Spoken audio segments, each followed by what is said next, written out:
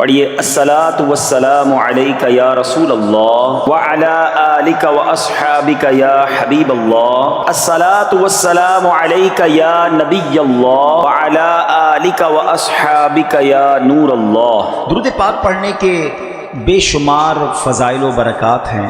اس پرفتن، اس خطرناک دور میں جب بلائیں ہیں، وبائیں ہیں، ٹینشنیں ہیں، پرابلمز ہیں، خوف ہے، ہر بندہ چاہتا ہے کہ وہ سیکیور رہے، صبح گھر سے جائے، شام گھر خیر سے آئے، کاروبار پہ خیر رہے، گھر میں خیر رہے، فیملی میں برکت رہے۔ وہ کون سا طریقہ ہے جس سے مجھے یہ سیکیورٹی مل جائے؟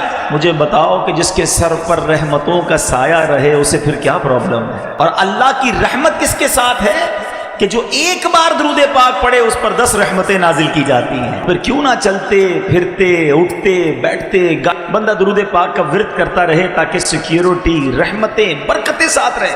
صلو علی الحبیب صلی اللہ تعالی علی محمد صلی اللہ علیہ وسلم۔ اللہ کے پیارے حبیب علیہ السلام فرماتے ہیں اجعلوا فی بیوتکم من صلاتکم ولا تتخذوها قبورا، فرمایا کچھ نماز گھر میں بھی پڑھا کرو، گھروں کو قبرستان نہ بنا دو۔ اس کا مطلب بیوٹیفل ہاؤس ہے، ایکسٹرا ایمبیانس ہے، شاندار فرنیچر ہے، سب کچھ ہے میرے اور آپ کے گھر میں، اور اگر نماز نہیں ہے نا تو وہ گھر قبرستان ہے۔ ہم سمجھ رہے اتنا لگژری گھر کو قبرستان، نبی یہ پاک فرما رہے ہیں گھر میں نمازیں پڑھو۔ مردوں کے لیے تو یہی حکم ہوگا کہ مسجد میں آ کے پڑھیں، مگر کچھ نوافل گھر میں بھی پڑھیں، کبھی اشراق چاش پڑھیں، کبھی تہجد پڑھیں، کبھی دیگر نماز کے نوافل پڑھیں، مگر خواتین گھر کی، بچے، یعنی گھر میں اللہ کرے ایسا ماحول ہو کہ جب نمازوں کا وقت آئے تو ایک کمرے سے تلاوت کی آواز آ رہی ہو، کہیں سے نمازوں کی پتہ چل رہا ہو۔ ماشاءاللہ کتنے خوش نصیب ہیں وہ لوگ جو گھر جاتے ہو تو گھر والے نمازیں پڑھ رہے ہیں۔ ابھی ہوگا یہ ماحول، بٹ لیٹس کنٹینیو۔ ایسا نہیں فرمایا نبی پاک نے کہ سال میں ایک بار نمازیں پڑھو، میں اپنے گھر کو قبرستان نہ بناؤ، اس میں نمازیں پڑھو۔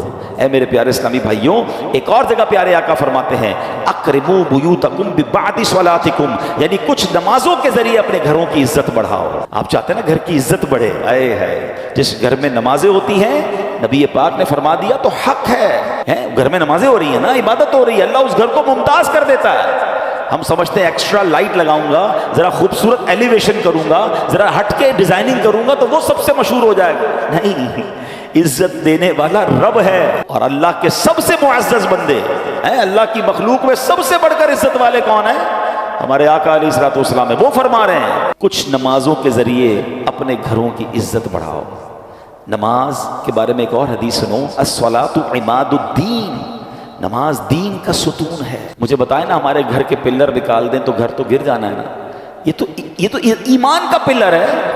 پلیز سارا سال مسجدوں سے دل لگاؤ، یہ اللہ کا گھر ہے، بیٹھا کرو، اللہ سے باتیں کیا کرو، اللہ کے گھر میں آ کر مانگا کرو اس سے، وہ عطا فرمانے والا ہے۔ دنیا کو بتاتے ہو نا اپنے پرابلم، میں آپ کو ایک آج مشورہ دیتا ہوں، اپنے دل کی بات دنیا والوں کو مت بتایا کرو، کسی کو مت بتایا کرو کیا پرابلم۔ کوئی کچھ نہیں کر سکتا، جس رب کائنات نے مسئلہ حل کرنا ہے، جو مسبب الاسباب ہے، جو شافع الامراض ہے، جو دنیا کو نواز رہا ہے، بیٹھ جاؤ نا اس کے گھر میں۔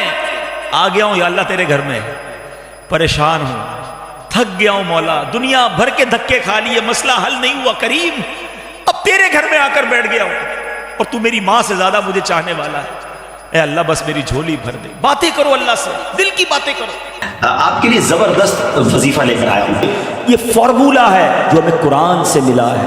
جس دن آپ اس وظیفے کو اپنا لو گے نا، اور اپنی مشکل، اپنی پریشانی، اپنی تکلیف میں جب یہ پڑھو گے کہ وَأُفَوِّضُ أَمْرِي إِلَى اللَّهِ ان اللہ بصیر بالعباد، میں اپنے کام اپنے رب کو سونپتا ہوں، بے شک اللہ بندوں کو دیکھ رہا ہے۔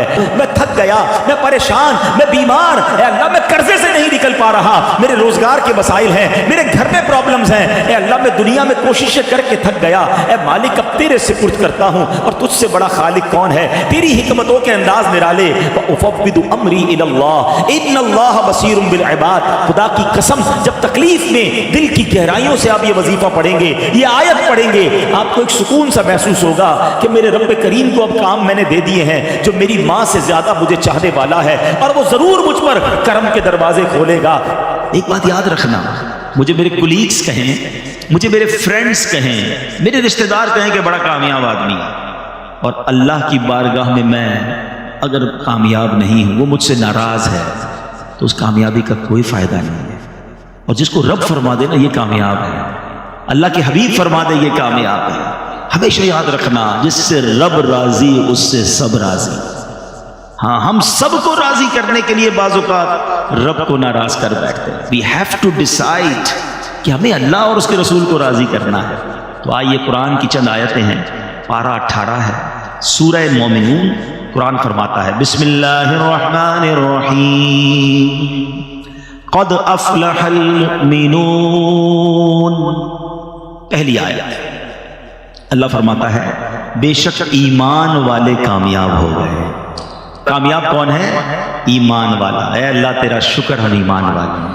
کتنی بڑی نعمت ہے ایمان، ہم ایمان والے ہیں۔ یہ فرسٹ کنڈیشن کو ہم نے اچیو کر لی ہے، وداؤٹ اینی ڈیفیکلٹی اور وداؤٹ اینی اس کو آپ کا اسٹرگل۔ اللہ نے مہربانی کیسی کی کہ ہم کسی کافر کے گھر میں پیدا نہیں ہوئے، آنکھ کھولی تو ماں باپ مسلمان تھے۔ یہ اللہ کی مہربانی ہے۔ ہم میں سے کسی نے دعا تھوڑی کی تھی پیدا ہونے سے پہلے، یا اللہ جب بھی پیدا کیجیے مسلمان گھرانے میں پیدا کرنا۔ بغیر مانگے اللہ نے مجھے اور آپ کو مسلمان بنا دیا۔ کان نے پہلی آواز سنی تو اللہ اکبر سنی۔ تو قرآن کہتا ہے کامیاب کون ہے؟ بے شک ایمان والے کامیاب ہو گئے۔ اب آگے ایمان والے کیسے، یہ آگے قرآن بتائے گا، ٹھیک ہے؟ اچھا، ایمان کی بات پہلے کر لیتے ہیں۔ ہمیشہ یاد رکھیں the most precious thing which we have، ہمارے پاس جو کچھ چیزیں ہیں ان میں سب سے قیمتی چیز اگر کچھ ہے تو وہ ایمان ہے۔ ایمان نہیں تو کچھ بھی نہیں، یہ ہمیشہ یاد رکھیے۔ آپ جب تک ایمان کی ویلیو کو فیل نہیں کریں گے، آپ اس کی سیکیورٹی کی فیل نہیں کریں گے۔ میں مثال دیتا ہوں، آپ میں سے ہم میں سے کسی کے پاس پرانی موٹر سائیکل ہو، جہاں چاہے کھڑی کر دیتا ہے، جب نہیں لیتا ہے تو ذرا دھیان رکھتا ہے، لاک بھی لگاتا ہے۔ گاڑی لے لے تو اور خیال شروع ہو جاتا ہے۔ زیادہ قیمتی گاڑی ہو تو رات کو اٹھ کے سنا ہے لوگ اپنی گاڑی دیکھ رہے تھے، باہر کھڑی ہے یہ کھڑی ہے، بہت مہنگی ہے نا یار۔ نارمل موبائل ہے تو کسی بھی جیب میں رکھ دیا، مہنگا موبائل لیا تو بیان کے دوران بھی ہاتھ لگا کے چیک کرتے ہیں، ہاں ابھی بھی ہے، خیر ہے، گیا نہیں ہے۔ کیوں؟ جتنا قیمتی چیز ہے اتنی اس کی فکر ہے۔ یہ انسان کی فطرت ہے، اٹس اوکے۔ پیسے تھوڑے ہوتے جیب میں رکھتے ہیں، زیادہ ہوتے بینک میں رکھتے ہیں، لاکر میں رکھتے ہیں۔ لیکن اگر واقعی ہم نے یہ مانا ہے کہ ہماری سب سے قیمتی چیز ہمارا ایمان ہے، I have one question for all of you۔ پھر میرا آپ سے سوال ہے کہ کب ایمان کی حفاظت کی فکر کی ہے؟ کب سوچا یار سیکیور ہے کہ نہیں، کچھ چھین تو نہیں لے گا؟ کبھی جس طرح چیزوں کو چیک کرتے ہیں، یار موبائل ہے، پیسے ہیں، گاڑی ہے، بینک بیلنس منگا رہے ہوتے ہیں لوگ، چیک کر لو سب ٹھیک ہے۔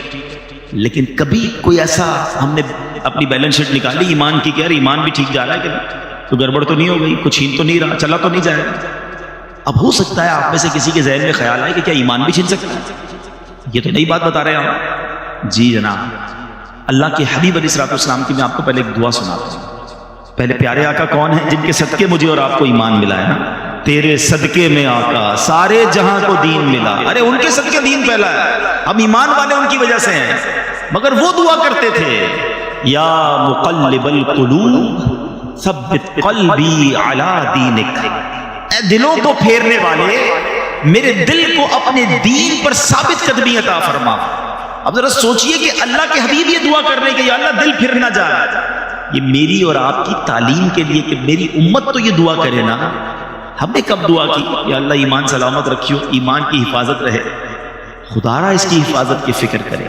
یہ شیطان جو ہے نا اتنا مردود ہے کہ اس کا الٹیمیٹ گول یہی ہے کہ وہ ہمارا ایمان سنیچ کر لے، ایمان چھین لے، کیونکہ اس نے جہنم میں جانا ہے اور وہ چاہتا ہے کہ وہ ہمیں بھی ساتھ لے جائے، اور اس کے لیے اس نے بڑے پلان کیے ہوئے۔